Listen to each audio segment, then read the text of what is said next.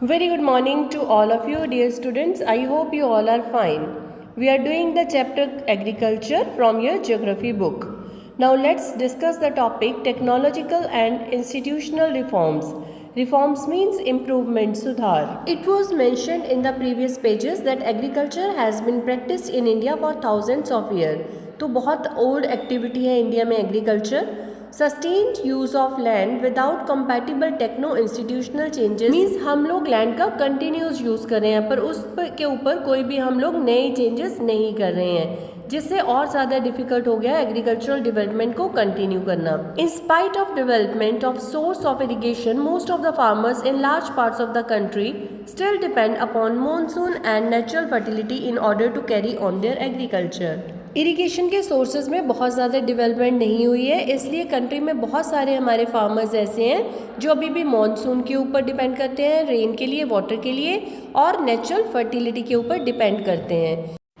ये लोग किसी भी तरह के मॉडर्न इनपुट्स जैसे कि HYV सीड्स, केमिकल्स और फर्टिलाइजर्स का कोई भी यूज़ नहीं करते हैं. For a growing population this poses a serious challenge. Agriculture which provides livelihood for more than 60% of its population needs some serious technical and institutional reforms. हमारी country में बेटा 60% जो पॉपुलेशन है एग्रीकल्चर के ऊपर डिपेंड है, तो एग्रीकल्चर में और ज़्यादा टेक्निकल और इंस्टीट्यूशनल रिफॉर्म्स सुधार होने चाहिए. 10. Collectivisation and consolidation of holdings, cooperation and evolution of zamindari etc. were given priority to bring about institutional reforms in the country after independence.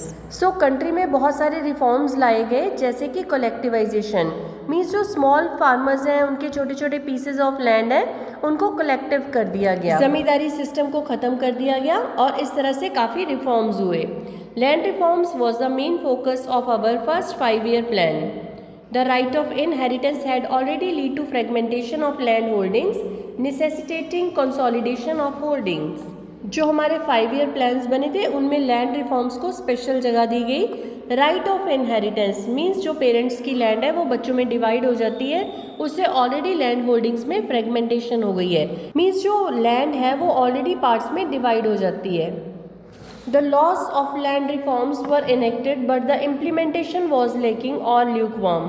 तो लॉज तो बहुत ज़्यादा बने पर उनको इम्प्लीमेंट नहीं कर पाए पूरी तरह से या फिर वो थोड़ा स्लो प्रोसेस रही.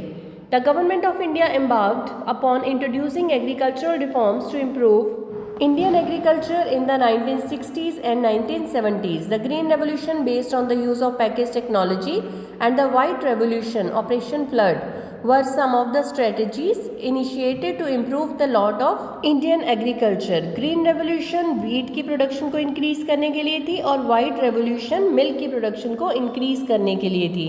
तो ऐसी स्ट्रेटजीज को अडॉप्ट किया गया. But this too led to the concentration of development in few selected areas. Therefore, in the 1980s and 1990s, a comprehensive land development program was initiated, which included both institutional and technical reforms, provision for crop insurance against drought, flood, cyclone, fire and disease, establishment of Gramin banks, cooperative societies, and banks for providing loan facilities to the farmers at lower rate of interest were some important steps in this direction. So government ने ये सारे जो provisions हैं ये लोगों को provide करवाए हैं. क्रॉप के ऊपर इंश्योरेंस है अगर सूखा, फ्लड, साइक्लोन, फायर या कोई डिजीज़ वगैरह हो जाए. उसके साथ साथ ग्रामीण बैंक भी लोगों के लिए प्रोवाइड कराए गए हैं. कोऑपरेटिव सोसाइटीज़ हैं जो लोगों को कम रेट ऑफ इंटरेस्ट के ऊपर लोन देते हैं. किसान credit card KCC, personal accident insurance scheme are some other schemes introduced by the Government of India for the benefits of the farmers. Moreover, special weather bulletins and agricultural programs for farmers were introduced on the radio and television. The government also announces minimum support price, remunerative and procurement prices for important crops to check the exploitation of farmers by speculators and middlemen. Government ने बहुत सारे reforms किए हैं. तो जैसा कि आप लोग देख सकते हो किसान क्रेडिट कार्ड बनाए गए हैं, पर्सनल एक्सीडेंट इंश्योरेंस स्कीम दी गई है और इसके साथ साथ स्पेशल वेदर बुलेटिन्स बनाए गए हैं किसानों को ताकि उनको वेदर की नॉलेज हो और एग्रीकल्चरल प्रोग्राम्स बनाए गए हैं फार्मर्स के लिए रेडियो और टेलीविज़न के ऊपर. इसके साथ साथ गवर्नमेंट ने मिनिमम सपोर्ट प्राइस MSP भी अनाउंस किया है, जिससे जो ट्रेडर्स हैं या जो मिडल मैन हैं, जो फार्मर्स हैं, उनको एक्सप्लॉयटेशन उनका ना करें और उनको उनकी क्रॉप्स का सही प्राइस मिले। Next topic is Bhoodan and Gramdan. Bhoodan means भूमि का दान, ग्रामदान मीन्स अपने विलेज का दान। Mahatma Gandhi declared Vinoba Bhave as his spiritual heir. He also participated in Satyagraha as one of the foremost Satyagrahis. He was one of the votaries of Gandhi's concept of Gram Swarajya. After Gandhi's martyrdom, Vinoba Bhave undertook Pad Yatra to spread Gandhi's message covered almost the entire country. जो गांधी जी ने जो भी उनके thoughts हैं उनको आगे ले जाने के लिए विनोबा भावे ने स्टेप उठाया। Once when he was delivering a lecture at Panchampalli in Andhra Pradesh, some poor landless villagers demanded some land for their economic well-being. तो कुछ लैंडलेस लोग थे, उन्होंने कहा कि हमारे पास तो लैंड ही नहीं है। Vinoba Bhave could not promise it to them immediately, what assured them to talk to the government of India regarding provision of land for them if they undertook cooperative farming.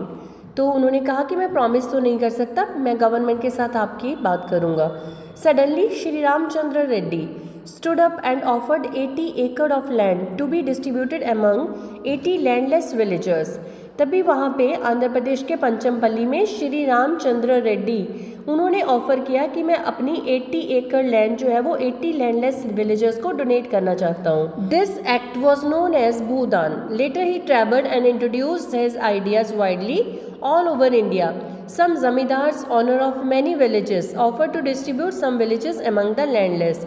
It was known as ग्रामदान। तो कुछ ज़मींदार लोग थे, उन्होंने अपनी जो गांव थे वो डोनेट कर दिए, उसको ग्रामदान कहा गया। However, many landowners chose to provide some part of their land to the poor farmers due to the fear of land sealing act. तो कुछ ऐसे भी जो ज़मींदार लैंड ऑनर लैंडलॉर्ड्स थे जिनको लगा कि लैंड सीलिंग एक्ट वगैरह बन जाएगा तो उसमें हमारी लैंड जाएगी, उससे बेटर है हम इसे डोनेट कर दें। This Bhoodan Gramdan movement initiated by Vinoba Bhave is also known as the bloodless revolution. तो ये जो भूदान ग्रामदान मूवमेंट है जिसे विनोबा भावे ने शुरू किया, इसे ब्लडलेस रेवोल्यूशन भी कहते हैं। So students, this was all about this chapter agriculture. In this chapter we have discussed about different types of farming, primitive, intensive और commercial। तीनों तरह की फार्मिंग के बारे में पढ़ा और हमने क्रॉपिंग पैटर्न के बारे में पढ़ा, रबी, खरीफ और ज़ैद के बारे में। मेजर क्रॉप्स हम लोगों ने डिस्कस की, राइस, वीट, मिलेट्स, मेज और पल्सेस। और इसके साथ साथ हमने food crops other than grains discuss की, sugar cane, oil seeds, tea, coffee और उसके साथ हमने हॉर्टिकल्चर क्रॉप्स के बारे में भी डिस्कस किया। नॉन फूड क्रॉप्स जैसे rubber, fibre crops, cotton and jute. और लास्ट टॉपिक था हमारा technological and institutional reforms. Government ने कौन कौन से रिफॉर्म्स किए हैं जो फार्मर्स हैं या जो सिटीजन्स हैं उनकी कंडीशंस को इम्प्रूव करने के लिए। So it was all about this chapter. Read this chapter carefully, this chapter is very important. Examination point of view से ये चैप्टर बहुत इंपॉर्टेंट है। So thank you, have a nice day.